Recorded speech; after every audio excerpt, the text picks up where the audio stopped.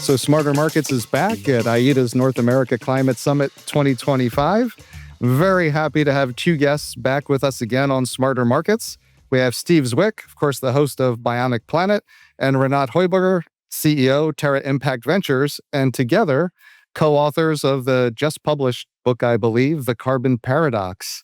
Really glad you guys are here. The last time you were on the podcast, it was the run up to Christmas when you were kind of doing the 30 days of carbon paradoxes, if I remember correctly. And at the time, Steve, you told me you guys were working on a book together. Now the book is out. So a lot of guests, I've been asking what they've been working on, but I guess for you guys, it's the book. So can you tell us a little bit about it, maybe the idea behind the book and, what you hope people will take away from it? Yeah, well, I mean, the idea behind the book actually came from Renat, and it goes back to issues we've talked about a lot on the show, which is that one of the problems we have with carbon finance is that you're trying to solve the wickedest component of the wickedest challenge we've ever faced, and in so doing, you're going to have it's not going to work. You're always going to have problems, I should say. And when people in the general public don't understand why things go sideways in carbon finance, and there's always been this challenge: how do you mainstream the legitimate debates? How do you make it just so that people can see what's really happening? And Renat came up with these 25 individual paradoxes that all carbon projects seem to face, and things that everybody in this venue knows them, but people out there don't. And that was what we talked about in the last episode. And then the next idea, and that's what the book is about, was how do you make them something people who are outside the space will care about? And this was the idea to fictionalize it. And this was also, again, Renat came up with this, and it's three young, naive kids who decide they're going to make a carbon project. They experience a very emotional event that draws them into a fictional country, and they have mentors. They have they hear a call to adventure. They cross the threshold, and then they face these individual paradoxes, and they become part of the fictionals. They become the obstacles that they have to overcome to achieve the goal that they want to in the end. So we hope it's a compelling read. And I wanted to ask you, Renat, I love the fictionalization, but I have to ask, are there certain elements that are not autobiographical, but kind of draw on your own personal experience in the carbon markets? Well, let me put it this way. I mean, we started two organizations, first My Climate and then South Pole back in the early 2000s. That was the pre-Kyoto days. And we were students as well when we kicked this off. So let me say that I can relate personally to their dreams, their convictions, and their sorrows, because we've been there. Now, the beauty of fiction is that you can combine different stories from different companies in different countries into one.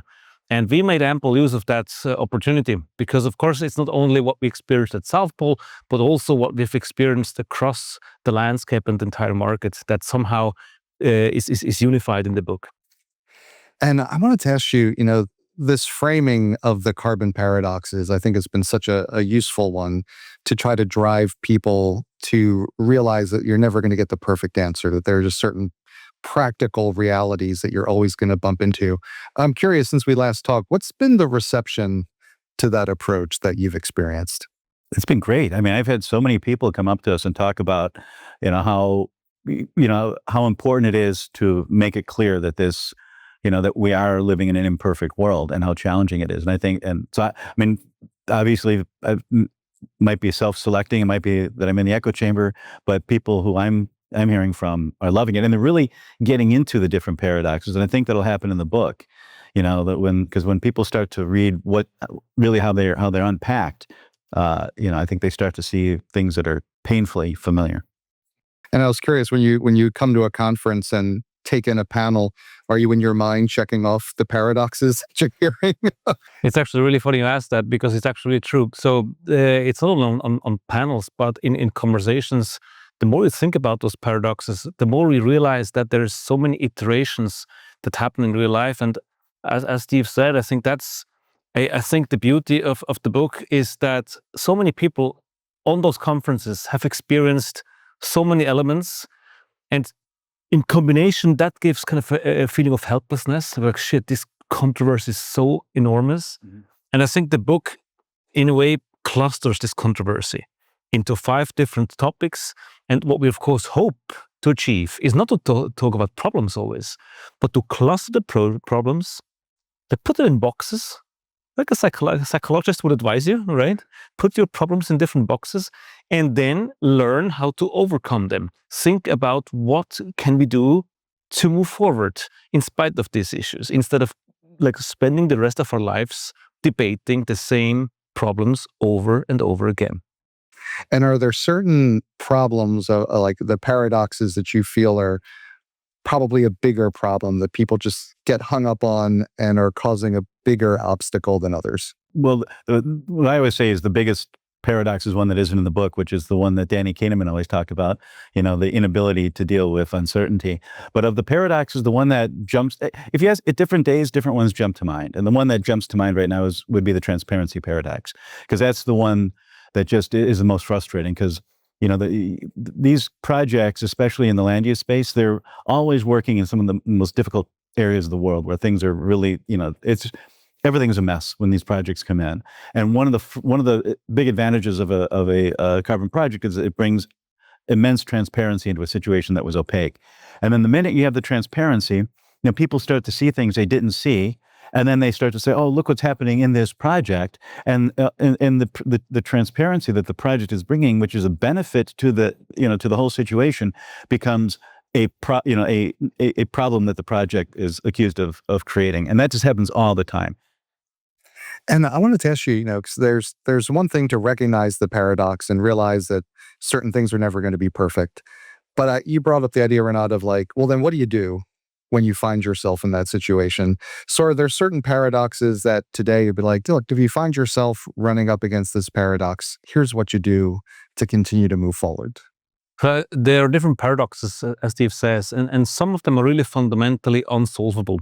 And for those, I think that the only thing you can do is to accept them and acknowledge that this paradox is there, describe it transparently, openly, and say, if we want to move ahead with these markets, if we want to make a difference, if we want to fund, we have to live with it.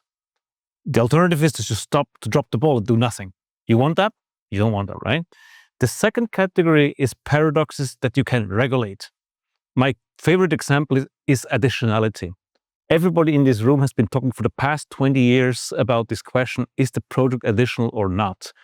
It's a question you ultimately struggle to find a full answer.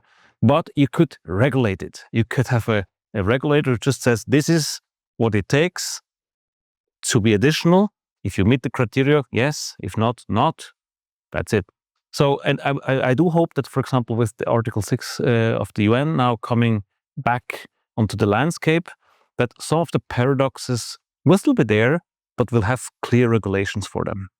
And I wanted to follow up with that because with Article 6, having largely been sorted last year at COP, and we're seeing more compliance markets developing around the world. With your decades of experience, for this next step, what advice would you have to offer for these developing compliance markets? Advice for developing compliance markets.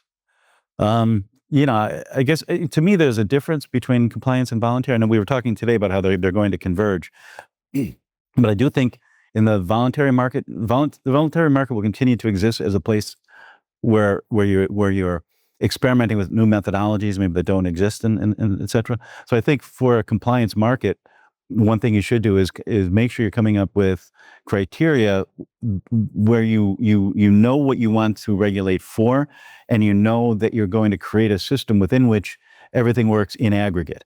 Don't try to do something perfect, because then we'll never get that. But you can create a system and recognize different methodologies, and you'll know that if there's 1,000 projects that follow these rules, some will overperform, some will underperform, but the system will benefit.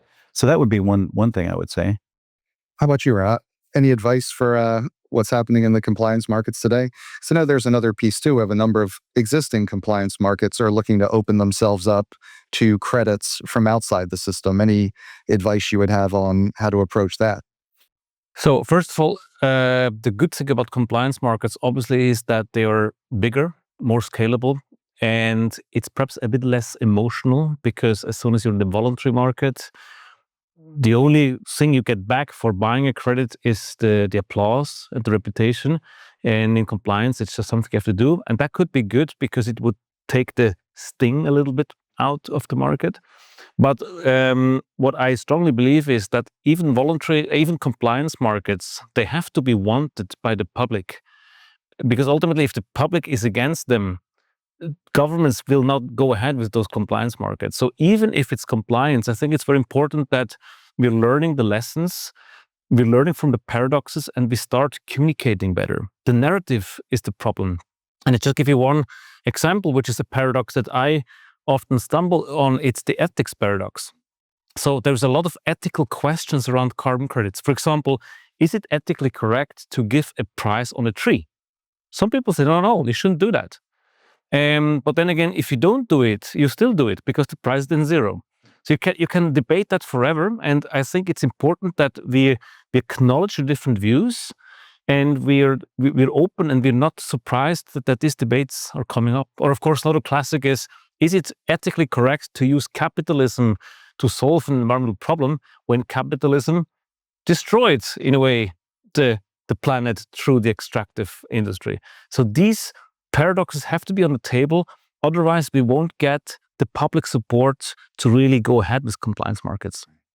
And I wanted to bring it back to the book. And the question I had for you is, when you were writing it, did you have like a certain audience in mind or a certain reader in mind that you're like, this book is kind of for that person?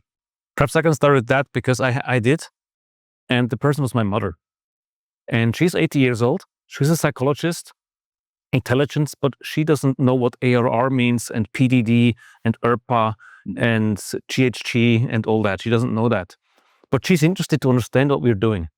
So I thought, can I write a book that my 80-year-old mother, who is intelligent but doesn't know all these details, will appreciate, so she can understand what's going on? That was the idea behind it.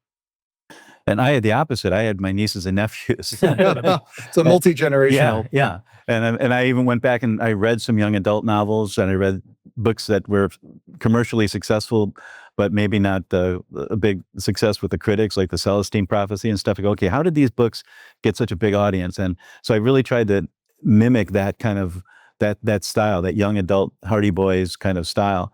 And when I was testing it with students at JQuat in Nairobi, so young college students who were, didn't know anything about this stuff, and was really happy to see how they ran with these the characters. That was what we hoped, was that they would fall in love with the characters, and they did.